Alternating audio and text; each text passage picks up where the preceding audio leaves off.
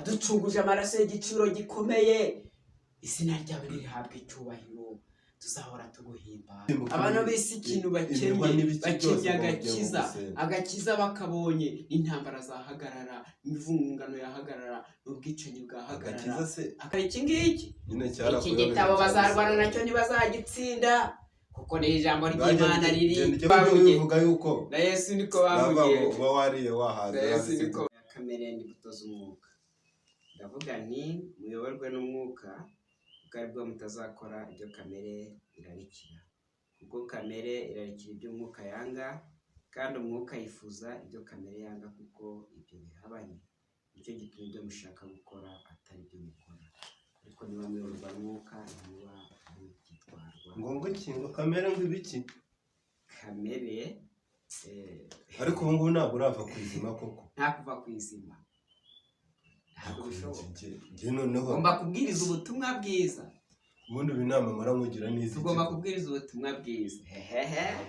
Bibiliya dore iraberekana ngo imirimo ya kamere iragaragara. Yerekana ariko yerekana abantu bari muri kamere n'abari mu buyoborwa n'umwuka, iraberekana, barazwi. Tugomba kumenyekana, umuntu akamenya uwo ari we. Banyereka abantu noneho mu bo duturanye aha ngaha, yerekanye baya. Dore Bibiliya niyo ibyerekanira, iravuga hano ngo dore imirimo ya kamere iragaragara n'iyi: gusambana, no gukora ibiteye isoni n'iby'isoni nke, no gusenga ibishushanyo, no kuroga, no kwangana, no gutongana, n'ishyari, n'umujinya, n'amahane, no kwitandukanya, no kwirema ibice. Aba ni abantu ba kamere batigeze bahinduka. Bibiliya iraberekana ibyo ko ari ibyanditse. Noneho ngiye kukubaza niba iberekana koko. Mu minsi yashize sibakwibye igare, si abajura. mbere yaho si ari umuntu wakwambaye amafaranga. Yego, hari n'undi muntu wigeze kukwiba, urashaka umuntu waba wakwibye uramubura. Kuki Bibiliya itamwerekanye? Iraberekana, irabavuga, iberekana ariko ntabwo iberekana. Iraberekana, bari hariya, ibyo bakora birazwi, ariko ntabwo bizwi nawe. Mbese nuko utabamenye niba ibyerekana, kandi birazwi. Uhora uyisoma ariko ntabwo yaberekanye. Yerekana ibyo bakorera, baburira ati nyaboneka ibyo bintu mukora si byo. Iburira iki? Ni bya bindi by'imirongo y'ahazaza ngo ibi bintu bakora ntabwo ari byo. Kubivuga ureba muri birase niho babikoreye. Dore ngibi Bibiliya irabyerekana, nshuti yanjye. Ibi bintu ntabwo ari byo. Kera ukiri mutoya ko ari muzima, noneho n'ibiki byagufasha. Erega gukizwa n'ibya mbere. Ukizwa iki?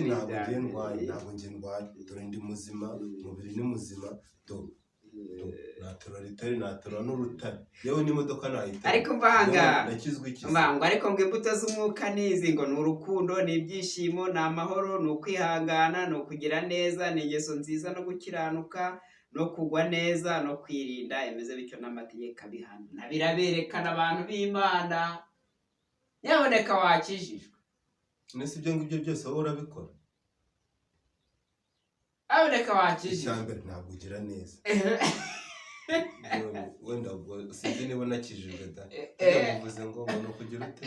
Kugira neza, urukundo, kwihangana, gukiranuka, ingeso nziza, amahoro, ibyishimo, ibimeze bityo n'amategeko abihana. Ariko abakora ibiteye isoni, iby'isoni, abanye ibiteye isoni biriho. Ibiteye isoni bihe. Abanye iby'isoni nke biriho. Ubu umuntu azajya muri hoteli irira inkoko ngo biteye isoni. Ibintu biteye isoni. Umwana mwiza musohokane ngo biteye isoni. Umwana w'umukobwa yarakwiye kwambara akagutiya akageza aha pawa do. Aha gutya. Ibyo ngibyo byivaho cyane mbwire, ibyo ngibyo byihorere. Biriya bintu biteye isoni koko abantu bagiye babireba. Ibyo byitujipa byihorere. Ababyambara nabo barabikunze. Ubuse wo kwambaye ibi bintu nyine pawa. Umuntu ntabwo yarakwiye kwifata uko atari. Dore n'imyambarire Bibiliya irayivuga, isobanura imyambarire. Imyambarire ntabwo twambara uko tubonye. Umuntu ukiri umusore ntiwakwambara akadeshire, ugende nyine wifunze. Umuntu w'umusore yambara ipantaro igeze aha pawa, amanura ipantaro igere munsi y'ikibuno, agapantaro kameze nk'isogisi. Ibyo bintu pawa ntabwo ari byo. Imana ibiciraho iteka. ibiciraho iteka ariko hari uwabyambaye waje yapfuye cyangwa se akabyambara akaza byakira. Biriya bintu ntabwo ibintu Imana ibyemera, kandi Imana iciraho iteka abantu badakora ibijyanye n'ubushake bwayo. Ntabwo Imana ari ikora imyambaro, ntabwo Imana ari ibagurira imyenda. Ndagenda nkagura umwenda nkaza nkawambara uko nshaka, nkawambara ngiye aho nshaka. Abo ngabo rero basoma Bibiliya ngo bakaza bakaduciraho iteka, nabo bazabanze baryicire. Hari amategeko agenga imyambarire, twari dukwiye kuyakurikiza pe. Ibyo bintu uri kuvuga wabisubiramo wabisubiramo, cyangwa wahita winyuraguramo ugahita uvuga ati iby'isi nibyo byiza, iki n'ibiki. Ibyo bivuga yuko na Yesu niko bamugenje, uba wariye wahaze, Yesu niko bamugenje, ugategereza ibyo wishakiye ukajya kubeshya abantu. Mbese ngo tuzayivamo, ngo dukore nk'abazayivamo, nyine tuzayivamo. None se ntituzapfa nyine tuzapfa, tuzayivamo. Ntabwo ari ngombwa ngo mubitwibutse rero ko tuzapfa. Umuntu wese isaha ye nigera azagenda. Ibyo kuvuga ngo bazazuka ryari? Mubikura hehe ubundi? Ufite gihamya gite ko bazazuka? Umuntu arapfuye, nta muntu wapfuye umaze imyaka 30 apfuye uzi ko atazutse. N'indi zaba 100 ibe na 200. Imyaka yose ishize abantu ariko Imana izakubabarire wihana ubona agakiza. Nk'igisambo kihaniye ku musaraba kiravuga ati data mu bwami bwo mu ijuru uzajye. Imana izakubabarire guha agakiza mu izina rya Yesu. Imana izakubabarire iguha agakiza. Erega barababeshye bafata ibiti bagira gutya ngo ni umusaraba. Iziramba wese ni wazikora. Ubu ntabwo ngo umuntu wese ngahitse umusaraba. Iyi Bibiliya ifite amateka maremare kuva isi yaremwe, iki gitabo kirabisobanura. Iki gitabo iki ngiki, iki gitabo bazarwana nacyo ntibazagitsinda, kuko ni ijambo ry'Imana riri. Dore igitabo cyubatse isi kirayisobanura kugeza ku iherezo. Iyi ni Bibiliya ikomeye, iyi ni Bibiliya yera. Genda ujye kubwira umuntu uri gusoma icupa rya Bralirwa umubwire ngo iki gitabo ngo gifite ngo amateka ngo biki. Arakubwira ati imbere yuko mbyumva banza ushyiremo irindi, genda uzane n'akabenzi nirire. We yamaze gusobanukirwa ubuzima icyo ari cyo, arimo arasepera akagereka akaguru ku kandi, iboko rikaza, igikanu kikaza. Nawe uraho warumye ngo ku rusengero buri munsi uragenda amaguru yahiriye mu nzira, ibirenge ntibikora hasi, impfundiko zaraje mu mavi harirambura muri ku rusengero. Amavi hajeho ketusi to uruhu rwa hane rukibaho, amaso yaragiye aratukura. Nujya uryama ngo sinzira ubyuka ugenda. Umva nkubwire, ntabwo nziyahuza ibyaha ngo nkunde ngira amataye, sinziyahuza ibyaha ngo nkunde ngira amatama. N'ubundi nta muntu uzagira imyaka 200, nta myaka 200 umuntu azagira. N'uri gukora ibyaha nta myaka 200 azagira. N'ubundi tuzagira iherezo. Tumara hano mu isi tuhamara igihe gitoya, ariko tuzabaho mu bwami bwo mu ijuru. Imana yacu nishimwe cyane. Ugize amahirwe yo kubaka inzu ntoya da, ntuyirayemo ngo ugiye kurara ngo mu bihuru ngo ni mu butayu. Imana ishatse kugusubiza ntabwo yagusubiriza iwawe. Nese niba Imana kuko irebera hose icyarimwe nk'uko mubivuga, inzu yawe niyo yananiye kuyirebamo ku buryo ugenda ukajya mu bihuru higiriye ukorera n'ibiti, hari ahantu inzoka yakuririye wakwigomba, nta n'amafaranga uba wajyana, wakwivuza. Dufite Imana ishobora byose. Wasanga guhamagara imiryango ngo munyohereze ngo inzoka irandiye. Dufite Imana ishobora byose, ntabwo dutinya inzoka, ntabwo dutinya ibihuru. Tugomba gusenga Imana. Ukajya mu gihuru kingana n'umusozi abantu batinye kuragiramo, ngo uragiye ngo ugiye gusenga. Imana itararebye ahantu hakubuye, ikareba ahantu hari amakaro neza ariho horoshye kureba, izareba mu bihuru ahantu wagiye gucika. Ibyo ntabwo wabimenya pa wowe, aho iyo urebye ntabwo wabimenya. Iyo umuntu yagiye gusenga arasenga, umuntu yagiye gusenga amenya agomba gusengera bitewe n'uko Imana yamuyoboye. Iri bukubone yakubonera ahantu heza mu nzu wakubuye hameze neza, ahubwo ikabona kugira n'isuku. Ntabwo yakubonera mu bigunda, mu bisambu, no mujya gucengera mu myobo yengo zakanyarira. Bose tugasenga imisozi bagikorera bose tugasenga ntaho dutinya, mugafata n'imigozi mukurira bose turasenga ntaho dutinya. Niba se mushaka gukora ubutayu cyangwa nako niba mushaka kurira imisozi mugende ku biziriko, muzajye mu gisirikare, murwanirira igihugu, mumve imbaraga z'igihugu, mugire benshi murwanirira, mujye ko ibihugu byo hanze byabuze amahoro mugende muyagarure. Nuko mutagiye ngo mu butayu ngo mutakaza imbaraga ngo muri mu butayu. Ubundi se abantu bese ikintu bakenya agakiza bakabonye, intambara zahagarara, imivungano yahagarara, n'ubwicanyi bwahagarara. Agakiza ibyo byose ubu gakeya mufite wenda uvuga ko ufite agakiza, nese niho ugafite wenyine, hari n'abandi. Nese abo bandi bo kuki batazanye mu mahoro? Cyari bakeya, cyari bake. Barimbuka baracyari benshi. turacyafite umurimo wo kubwiriza. Umurimo wo kubwiriza uracyahari. Uwo murimo imirimo yose wakoze ubwiriza kuva kera igihe nakuboneye umaze guhembwa angana iki? Ni ryari wigeze byibura ubona nk'umuntu aguhaye desi akavuga ati 200,000 nuko wabwirije? Nisabona ntariho. Ariko njyewe ejo nahembwe 20,000 ku masaha 2 yonyine, kandi ntabwo nabwirije. Nisabona ntariho. Uriho ariko uriho nabi. Ubuse urabona tumeze kimwe wowe. Yewe nabize gute? Nisabona ntafite ubuzima bose baragufite, abandi bose babonye bari kugenda baragufite. Uri wabonye yikoreye isima 2 ntiyarawufite, wabonye ari kwigare ntiyarawufite. Uri wambona nikoreye isima 2 se? Ntabwo wazishobora nyine, urazikoreza iki se?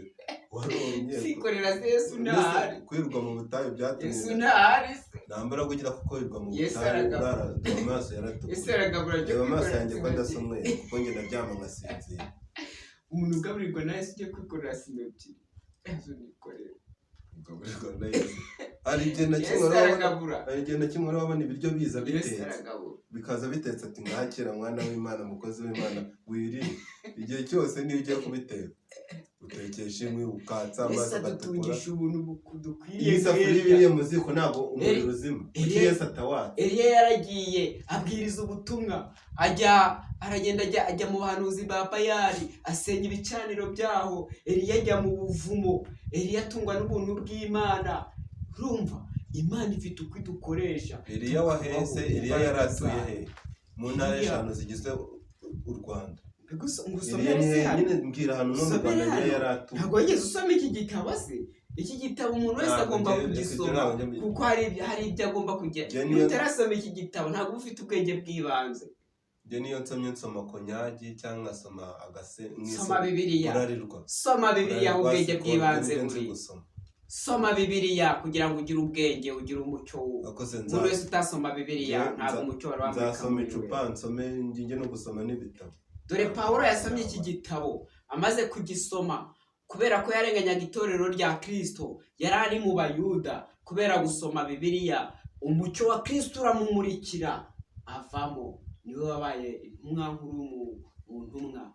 Yanditse ibitabo. None ushatse kuvuga ko tutamurikira. Utarasoma iki gitabo ntabwo umucyo wari wakubona. Utwo ntabwo tumurikira. Nta mucyo. Ni ryari wari wabona nzi nakomeretse ntabwo ese kubera ko ntabonye. Umucyo. Niyo umuriro mu buryo bw'umwuka n'ibindi. Niyo umuriro w'amashanyarazi ugiye ko ngenda ndi kureba cyangwa muri kitoroshi ryawe. Uwo mucyo uvuga ni uwuhe? Umucyo wo muri Bibiliya. Umuntu warabona waga mu nzu ngo yabuze umucyo se? Umucyo wo muri Bibiliya. Ubu wowe ufite umucyo. None kuri igikara se mbibona uwo mucyo uri he? Uri n'inzara byibura ngo umuntu avuga ngo kuko warakeye. Umucyo. Turahaza ahantu hitwa ku Mukiriya za Kabeza. Ndetse niba ari uri kuvuga. Umva Jeanne Paul Museni sinzi. Ibyo bintu bivemo ushaka ikindi kintu wakora. Ibintu by'Imana uzabisariramo ubutayu buhora ugenda n'uburi no gutembera ngo umenye tembera ugeze za Nyamirambo, ugeze za Gikondo, ugeze za Rwandegisi, ujye hehe na he. Yewe niba ngo ujye no hanze ujye guhiga amafaranga. Ugeze za Kenya ugenda urebe. Kenya burango ni Uburayi bwa Afurika. Niba nagushobokera ukomeza ugende no hirya uzagera no muri Amerika. Urumva ushaka amafaranga cyangwa se ugume no mu Rwanda yahige. Ariko ibyo bintu bya Bibiliya byawe n'ibiki nujya gusoma ujye ugenda usoma icupa rimwe ribashe gukontorora akazi, gukora akazi neza. Urumva rero ko ubuzima butagenda neza ukagenda ukaba umuntu w'umusore ukambara imyenda ihenze, ukambara inkweto byibura y'amafaranga 50,000, ukaba ufite telefone ihenze, ubu ufite karasharana za zindi za kera zimwe zisoma ngo abandi bana baritabira ku ndirimbo zigezweho, kwitabira ku gisonori cya kera nabwo. Simukadi imwe kuri telefone, hari telefone zijyamo simukadi 2 zigenda gutya umeze nk'uri gutokora. Isuka ireba mu biganza byawe byose, ibyabereye muri Brazil, muri Amerika, mu Burusiya, mu Bushinwa, ukajya ubibona ahangaha. Nawe uri aho ngaho urasabye gendana n'ikoranabuhanga, telefone ndayifite kandi uwo namenye Yesu byose biterwa n'iki no kuri Yesu namenye umwanya wawe wigutwara ngo ugiye mu butayu ngo ugiye gusenga. Yesu namenye abana wasize mu rugo bagasaba n'amahanga, ubuhungiro bw'abari mu isi ubwuka mu bwanjye, ntabwo Yesu nzamureka. ntumaze amezi 3 ugenda reba ba Korode reba ba Petero turacyakomeje urugendo kwivugabutumwa reba ba Jamari bamaze kugira amafaranga ngahe bafite za boutique nawe ubu uracyafite bibiri butike bagereranya na Yesu uzi ko wagoze banki ngo ujye kujya uyitwaramo ibikoresho ngo uyitwaramo ibitabo byo kuvuga ubutumwa ibitabo bibiri bituma ugura ibaga urangiza uragenda ugura ibaga y'ibihumbi 13 yo gutwaramo ibitabo n'ibitabo ugatwaramo umwiko ugatwaramo igipande ukagenda inzu ukayikubita ibishaho bakaguhemba wahembwa byibura amezi 3 ugahindurirwa ubuzima wirirwa utwaye irabaga ntiwayinyinga Kristo ni uwo kubahwa amena Kristo ntacyo namuburanye amena Kristo ni umwami gitare twihishamo ubuhungiro bwugamo bwacu haleluya izina ryawe rihabwa icyubahiro amena ndikumva ngeze mu mwuka neza noneho ndikumva amashimwe ari muri nge ndikumva ijuru rikingutse izina ry'Imana rihabwa icyubahiro ubahwe data na mwana n'umwuka wera none n'ibihe bidashira amen shaka akora akabigaseka nkake namwe mujye mundebera ibyo dusigaye dutuma yahimbawe ngo yeretswe ngo ari mu myuka amen yabaye ipombo zihaga amagare nayo ngo ari mu Yesu ndafashijwe ndanezerewe icyubahiro n'ikibi ndabona saa sita zigeze ko ngende njye kwiseperera icyaka ninywere nako kunywa nawe usigare wasamye ngo urimo waducunguje amaraso y'igiciro gikomeye izina ryawe rihabwa icyubahiro tuzahora tuguhimbaza none n'ibihe bidashira turi no mu isi nituguhimbaza uko bikwiriye ariko tuzaguhimbaza neza tugeze mu ijuru izina ryawe rihabwa icyubahiro amena subwo uburi butuze ryari ayiwe abandi numva byongera bize ndavuga ishimwe ry'Imana nyaguhora ku ngoma Yesu Kristo turi mu bihe byo kuvuga ubutumwa noneho twivuye inyuma mw'iyi si kugira ngo isi yose imenye yuko ari wowe wadupfiriye izina ryawe rihabwa icyubahiro shimwa Yesu amena subwo n'indi uri buguhembe urumva uruhutse pe uvuze amen Yesu wa mugabo cyakora uracyafite akazi gakomeye n'ukuri pe uracyafite akazi gakomeye nibiguma uko nyuma y'amezi 2 uzaba warangiritse uzaba ugenda wese umutwe nta n'ikintu witayeho iteka yaravuze ngo ijuru ni intebe yanjye y'ubwami isi nakabaho nkandagizaho ibirenge byanjye umwanya bakiranzuki byose bitumye utaguma mu karere kamwe ariko abandi bana uragiye gusenga abandi bana bagiye gukodesha ubutaka mu mutara barahinze buri kwezi za hegitari z'ibishyimbo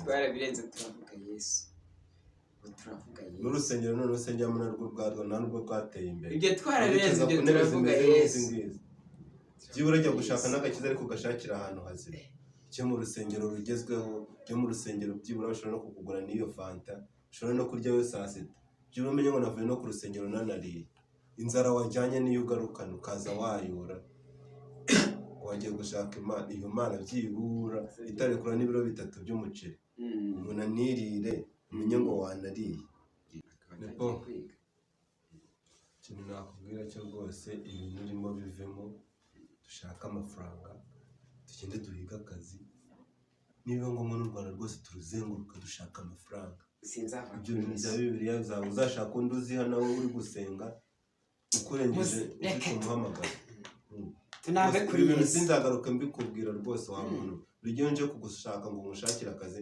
nsanga wibereye muri za Bibiliya zawe urakoze cyane uri nshuti yanjye ujya utsura kenshi ndagenda cyakomeje urugendo rw'ivugabutumwa gusa mu gihe tugikomezanyije Imana ikomeze kudufasha amen.